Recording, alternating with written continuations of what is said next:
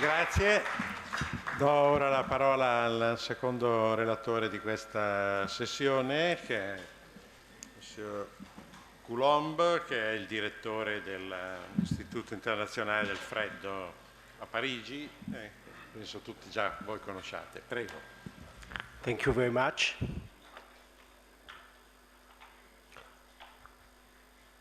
Well, I would like first to introduce you to the International Institute of Refrigeration, and then very briefly, and then present you the challenges we have. I think it will complete what Jim Curlin told you. The International Institute of Refrigeration is an independent, intergovernmental, science and technology-based organization which promotes knowledge of refrigeration and associated technologies that improve quality of life in a cost-effective and environmentally sustainable manner, including food quality and safety from farm to consumer, comfort in homes and commercial buildings, health products and services, low-temperature technology and liquefied gas technology, energy efficiency, use of non-ozone depleting and low global warming refrigerants in a safe manner. It comprises 60 member countries, both developed and developing countries, including, of course, Italy, 500 experts, 600 corporate and private members, which are private companies, refrigeration equipment, public services, food and pharmaceutical sectors, and so on, consultants, academics, students. It was founded in 1908, so we have a big experience. The head office is in Paris. The IIR's information services comprise the refrigeration portal with almost 100,000 references, the publication of journals, for instance, the International Journal of Refrigeration, which has the highest impact factor in its field, books, informatory notes, statements, and its activities include conferences and working parties, research projects, and so on. You have some documents also outside. I will not insist more on that. Of course, I'm at your disposal for that. What I would like to emphasize, and to complete what Jim Curlin told you, is the fact that refrigeration is increasingly necessary. Refrigeration is necessary to mankind, because first, temperature is a magnitude and a key variable in physics, in chemistry, and biology. It characterizes the state of matter and liquid, solid and gaseous phases, and it thus drives to materials applications. And we have a lot of applications. I will try to give you a few examples afterwards. It is also vital to all living beings, and each living being, bacteria, plant, animal, has a temperature range within which it can live, more or less optimally, or even arrest, such as hibernation. And thus, refrigeration is everywhere. And it is one of the most important things I would like to insist on, because it is difficult also to move. Refrigeration is present in cryogenics, petrochemical refining, for instance, steel industry, space industry, nuclear fusion. It is present in medicine and health products, such as cryosurgery, anesthesia, scanners, vaccines. In air conditioning, of course, in buildings, data centers, for instance. The food industry and the cold chain, of course. The energy sector, including heat pumps, including liquefied natural gas, hydrogen, including environment, for instance, including carbon capture and storage, public works, leisure activities, and so on. And we have increasing needs in developing and emerging countries. Just a few examples to complete what Jim Curlin told you. For instance, we have about 1,600 deaths per year in the USA, which are due to pathogens, at least partly associated with temperature control, and of course many more in developing countries. According to the World Health Organization report in 2008, refrigeration and improved hygiene have reduced stomach cancer by 89% in men and 92% in women since 1930 in the USA. Another estimation from the same United Nations organization is that about 3 million deaths per year are related to refrigeration worldwide. Another kind of figures. There is an increase in the global population, particularly in Africa and South Asia, about 9 to 10 billion in 2050, and about 8 billion in developing countries. And among them, 70%, now only 50%, will be in urban areas, which is doubling in developing countries. And this will increase the need for cold chains before longer distances between production sites and markets, and because of increasingly westernized models, for instance, eating meat and so on. Sorry. Oh. Well, we have 1 billion people who are undernourished. 23% of food losses are caused by the lack of refrigeration versus 9% in developed countries. And another thing which is very important to know is that there are needs related to better health everywhere. Reliable cold chain air conditioning, particularly because of an aging population.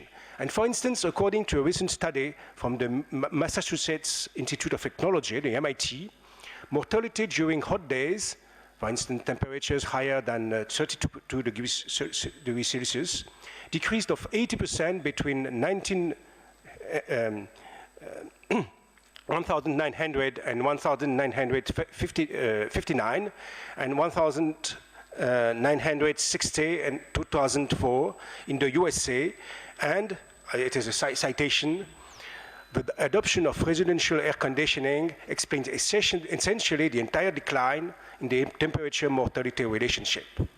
And thus, there are only illustrations on what Jim Curlin told you.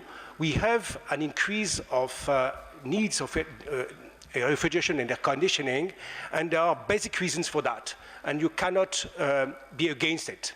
It is a reality. These projections are a reality because there are basic needs at the basement. And thus, there will increase, especially in the emerging and developing countries, and this increase will increase the impact on the environment. There are two consequences. First, we need to reduce the impact of refrigerants on the environment because of the protection of the ozone layer, which is already almost done, as Jim Curlin told you, and because of global warming, and it has to be done. And secondly, because we need to reduce the energy consumption of systems and components, since refrigeration is a major energy consumer, and its indirect impact on global warming is higher than its direct impact. We need to have an LCCP approach, life cycle climate performance approach.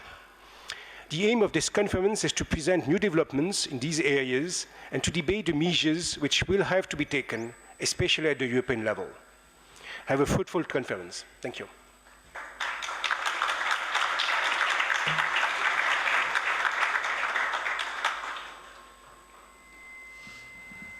Bene, grazie ai due relatori. Mi pare che il quadro tratteggiato sia un quadro di grande interessi e stimoli. Stiamo aspettando, dovrebbe arrivare a minuti anche il sottosegretario del Ministero dell'Ambiente. Noi però procediamo per adesso con i lavori, visto che abbiamo 2 giornate molto intense. Quindi questa prima sessione è terminata, non aprirei discussioni sugli interventi perché molti dei punti saranno poi ripresi dagli interventi specifici nelle sessioni successive, quindi guadagniamo tempo e passiamo alla prima sessione della giornata che sarà coordinata, e anche questa è una lunga tradizione, dall'amico professor Alberto Cavallini. Professor Cavallini, che avrà un ruolo importante nella conduzione di questo convegno, perché sarà chairman non solo di questa sessione della mattinata, ma sarà anche chairman delle 2 sessioni della mattinata di domani sabato. Oggi pomeriggio invece c'è una sessione che sarà coordinata insieme da me e dal mio collega professor Lozza, che inizierà, se il professor Cavallini è così bravo da finire nei tempi la sua nutrita sessione, inizierà puntualmente alle 14. Quindi io cedo la parola al professor Cavallini, che è armato di campanella, di timing, quindi i relatori possono cominciare a entrare in tensione che i tempi devono essere mantenuti, e cedo a lui la parola e vi ringrazio. Grazie professor Macchi, buongiorno a tutti. Innanzitutto volevo ringraziare dottor Buoni, Centro Studi Galileo, per aver organizzato ancora una volta con tanto successo questa occasione di incontro e di discussione.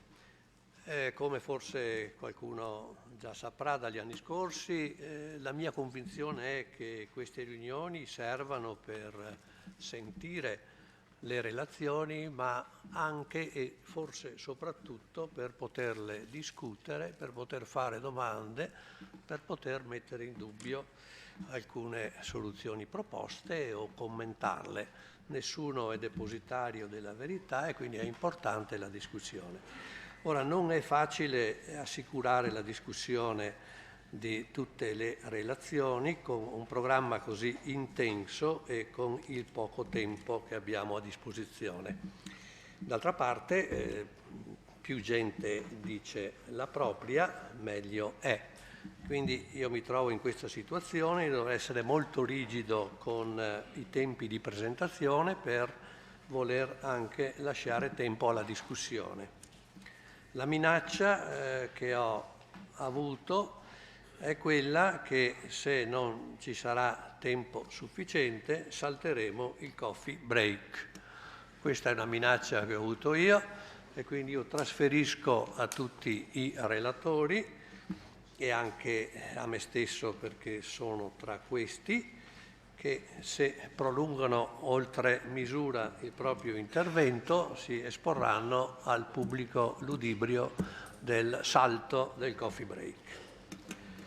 Detto questo, do immediatamente la parola ancora a Didier Coulomb, il direttore dell'Istituto Internazionale del Freddo di Parigi, per altre considerazioni sulla necessità della refrigerazione in tutti i settori importanti della tecnologia. Prego, Didier. Thank you, Alberto. I would like now to give you more details about the first consequence, the impact of refrigerants on the environment. First, vapor compression systems will remain predominant in the short and medium term, and thus we will need more refrigerants in the future. Because of their impact on the stratospheric ozone layer, chlorofluorocarbons, CFCs, and hydrochlorofluorocarbons, HCFCs, are included in the Montreal Protocol, and each country, developed and developing countries, had to implement phase-out plans. This issue will soon be behind us, except the bank issue, refrigerants in existing equipment to be destroyed in the future. And of course, it is another issue, we will not discuss it, but it's an important issue. There are alternative refrigerants. First, hydrofluorocarbons, HFCs, which have no impact on the ozone layer, but an impact on global warming. And they are included in the Rio Convention and the Kyoto Protocol. HFOs are HFCs with a very low GWP. We also have natural refrigerants, such as ammonia, CO2, hydrocarbons, water, air, which have a very low impact on global warming. And we have a lot of mixtures, combinations, such as cascades, synchronoid fluids, which are being developed for various uses, and which will certainly continue to be developed. Well, the following table summarizes the impact of the main refrigerants on the ozone layer and on climate change. And even if CFCs have a very high ODB and GWP, ozone depletion potential and global warming potential, HCFCs and HFCs have similar impacts as you see in this table. And thus, moving from HCFCs to HFCs has no impact on the climate regarding global warming, of course. And you have certain, but we have a large range within HFCs with low GWP or high GWP, and also you have natural refrigerants which have a very low GWP. It is the figure that Jim Curlin showed you. It is a UNEP report. I was requested to review this report. You have the evolution of the consumption of CFCs, of HCFCs, and on HFCs. And of course, you see the movement. Now the problem is HFCs.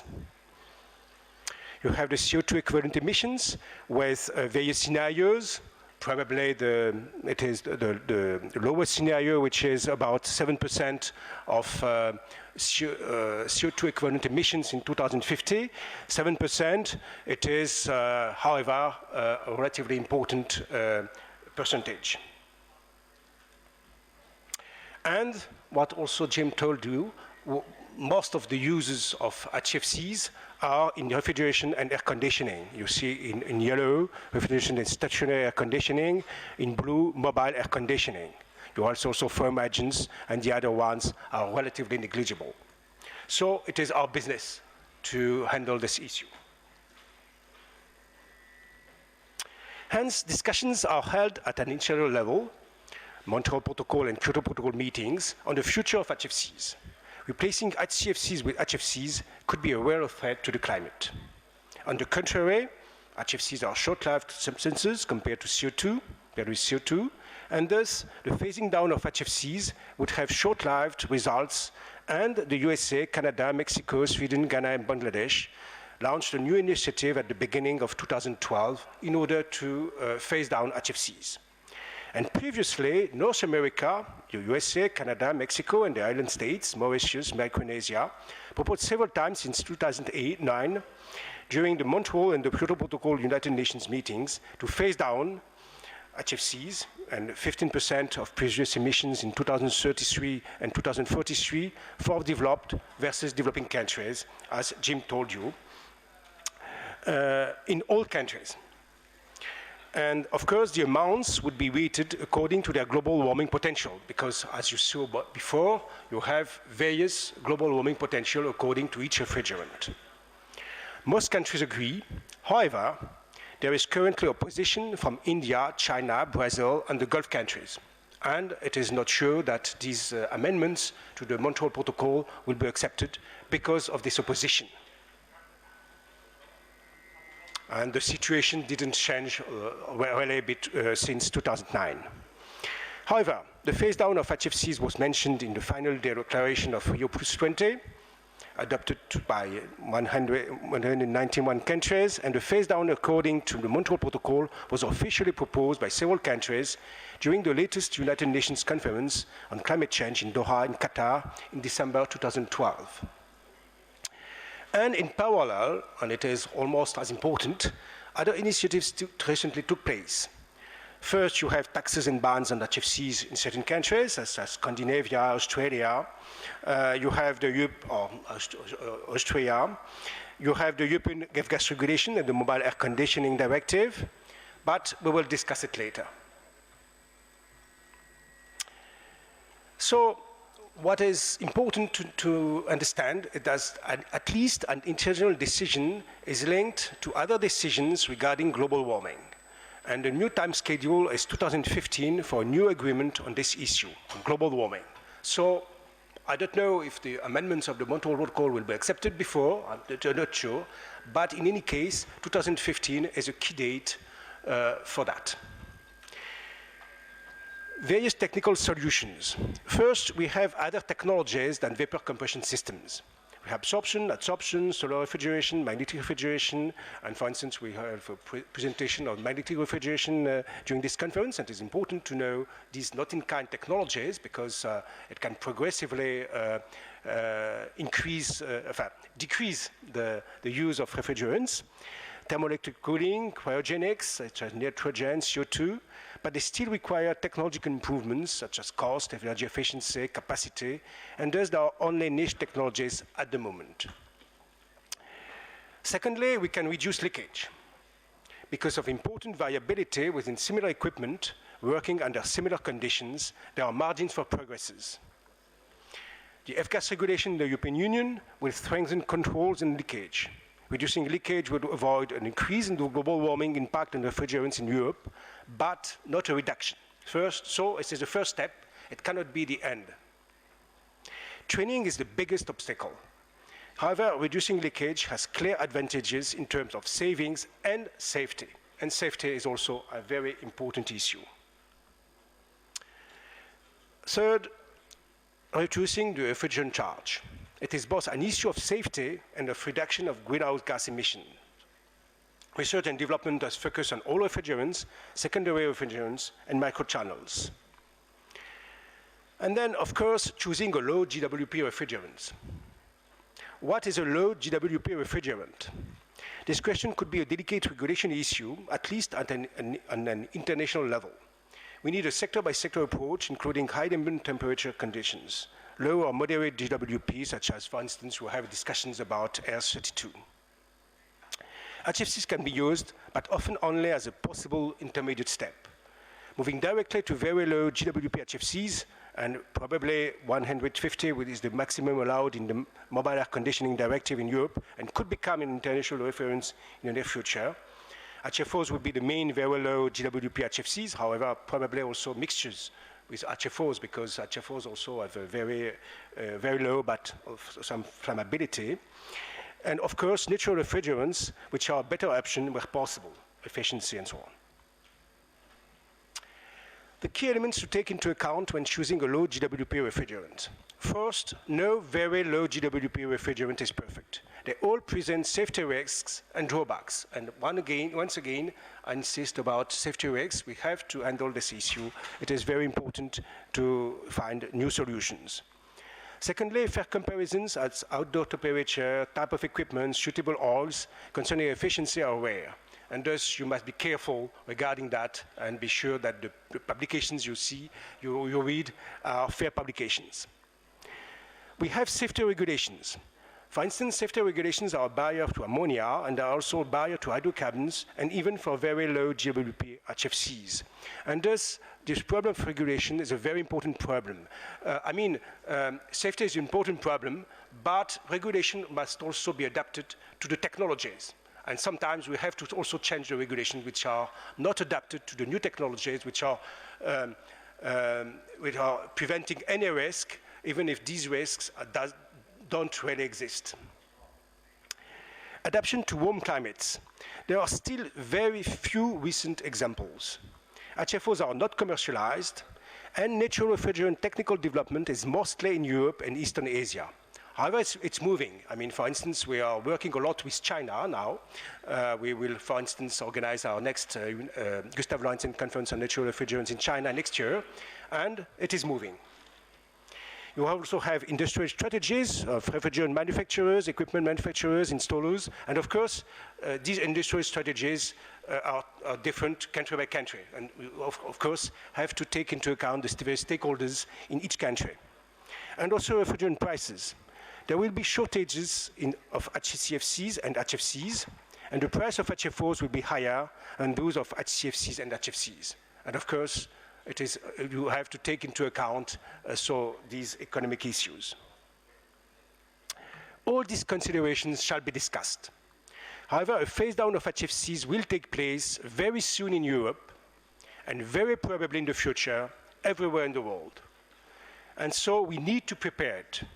I help through its conferences and publications, your website, become a member. Thank you.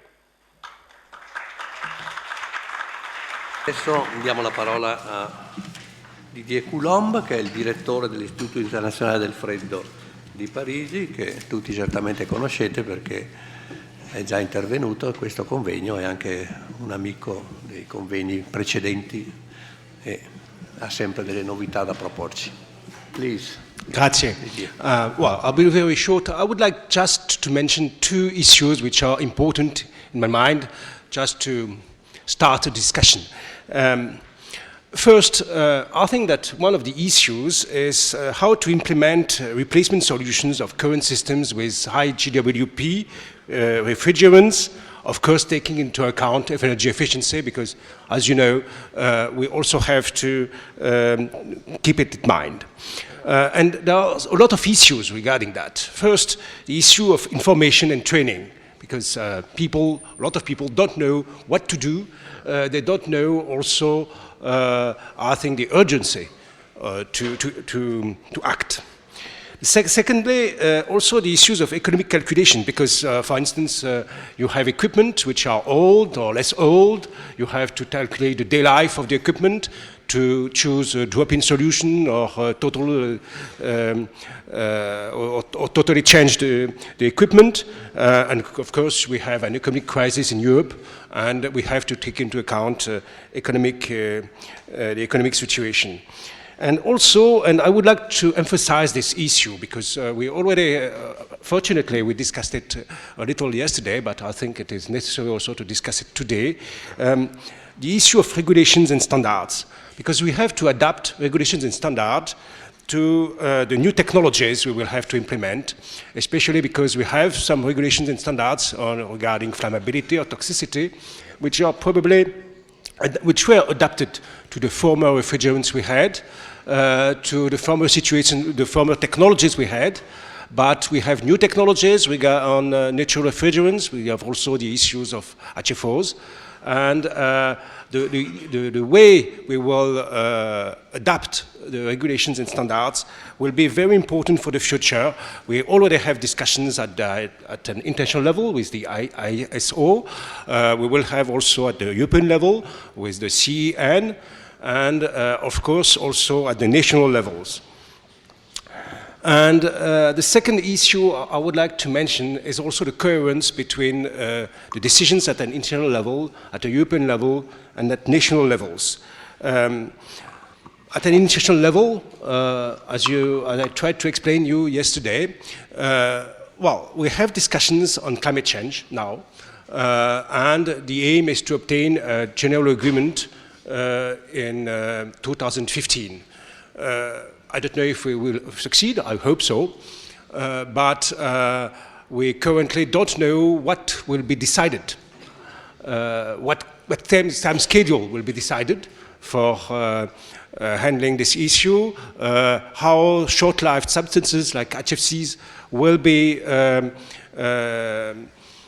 if the time schedule will be the same or not, if they will be handled by the Montreal Protocol or not, and we also have a lot of discussions about the possibility to include HFCs within the Montreal Protocol and to organize a phase down in the same way we did with HFCs, with CFCs and HCFCs.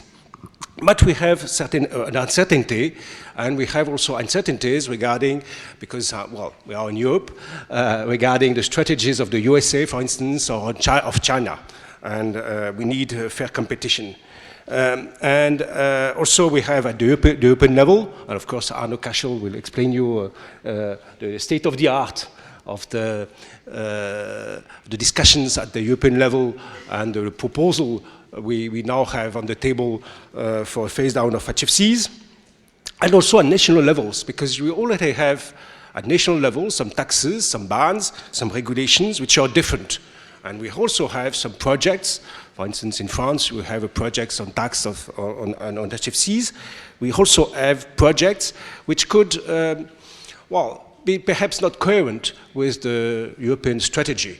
And also regarding regulations, for instance, we have regulations which prevent you in certain countries to use, as well as possible, certain technologies, certain refrigerants. We have also to think about it. And thus, I hope that I will hear your comments. It is very important for us at an international level to understand what are the various interests, but also the various solutions we could implement at all the levels, national, European, and international. Thank you.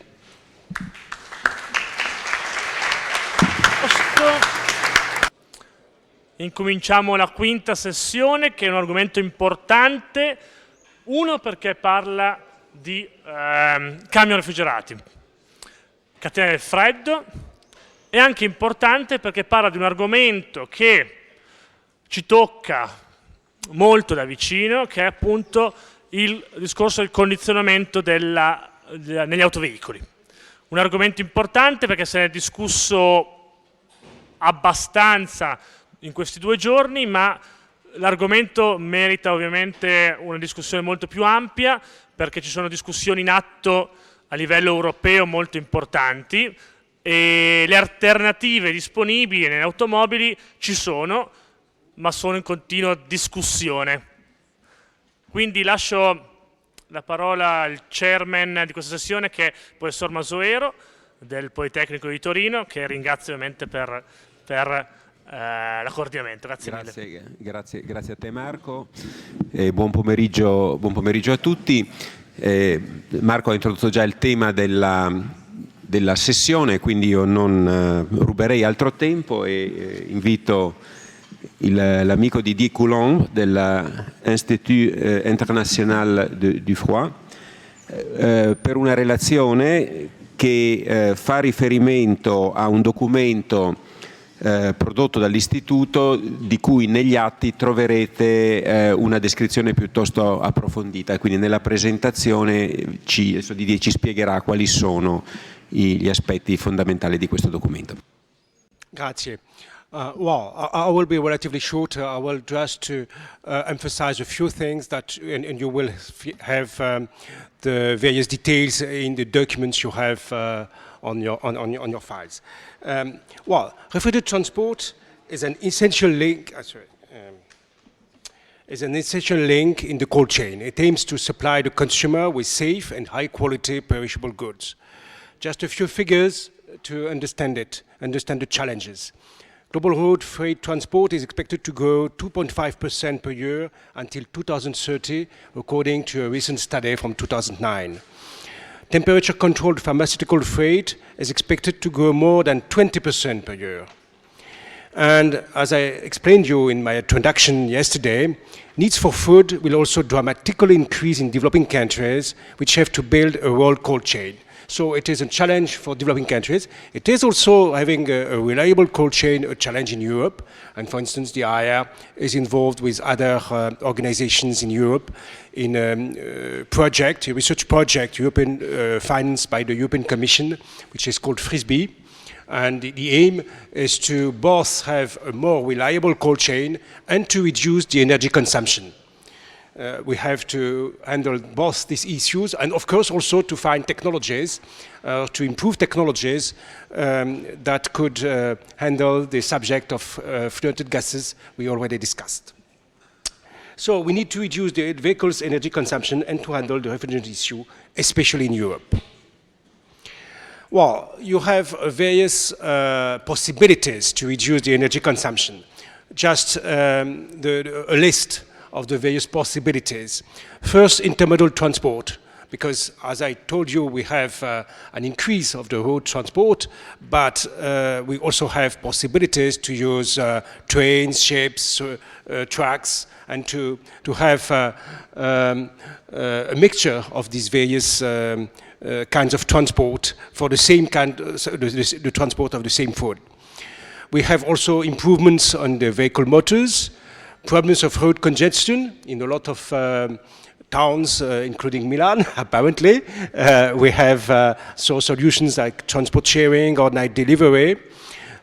We have to train truck drivers, since we have a lot of diversity of behaviors and thus consumptions which are very different, driver by driver.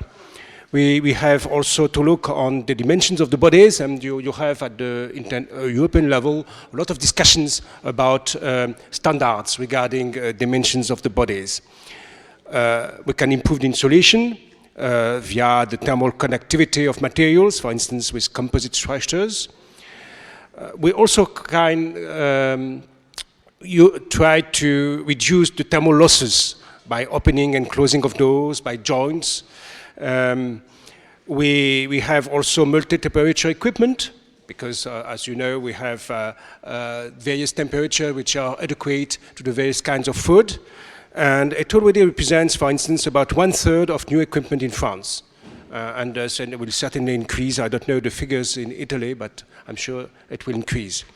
We can improve the aerodynamics, the color of the tracks, and also, of course, the refrigerant systems. But as you know, it is a more general topic, not only the refrigerant systems. You have to think about the other issues.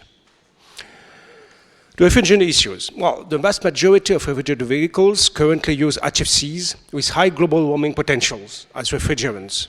And the leakage rate into refrigerated transport could be as high as 20% per annum. So the issue of refrigerants is, of course, one issue on this sector. And even if the global consumption of HFCs in refrigerated vehicles is limited, about 2% according to UNEP, there will be measures to reduce it, particularly in Europe, with the future extension of the F-gas regulation in this sector. And Arno Kaschel this morning explained to you that the F-gas regulation will be extended to road transport, to trucks, very soon. And I'm sure that regarding that issue, there will be no problem. Perhaps there will be discussions on other issues for the review of the gas regulation, but certainly not on that topic. So we have solutions, of course, apart from better control, because we will have better control thanks to this new F-gas regulation. We can reduce the refrigerant charge, as in other sectors. We can use lower GWP HFCs and natural refrigerants like CO2, ammonia, hydrocarbons, but of course in a different way than in other sectors. And we also have alternative production systems, cryogenic systems, sorption systems, hybrid systems, phase change materials, and moving to other systems with less or no high GWP refrigerant emissions will be done later than in other sectors. And as, for instance, the application of the current F-gas regulation will be later in the road transport sector than in other sectors. It is more complicated to implement it. Solutions are similar, but must be adapted. They are more or less promising than in other sectors. For instance, more than 1,000 vehicles equipped with cryogenic systems are already in service in Germany and France, according to a survey in 2009, particularly because of different constraints, such as the noise in urban areas. So, for instance, this kind of technology will certainly have an interesting future in the refrigerant transport, perhaps probably much more than in other sectors. And of course, I would like you to consult the IIR informatory notes, Sustainable Refrigerant Transport, from December 2011. You have this note in your files. You can also see our IIR website. So, in conclusion, each application is different. Refrigeration, road transport, mobile air conditioning, and so on. And I will not speak about mobile air conditioning. There will be other persons who will do that. And those solutions must be adapted. However, in any case, we need to reduce in all these sectors the energy consumption as well as the use of high GWP HFCs. We need a gradual phase down in this sector as in other sectors. We still need research and development and permanent updated information. The constraints and thus the innovations will increase fast, especially in Europe. So, of course, CDI's website, become a member. Thank you.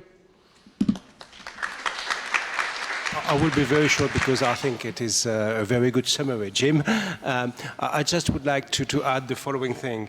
It is the fact that we are at a key date. I mean, we are at the starting point of a new Italian regulation applying the F-gas regulation of 2006.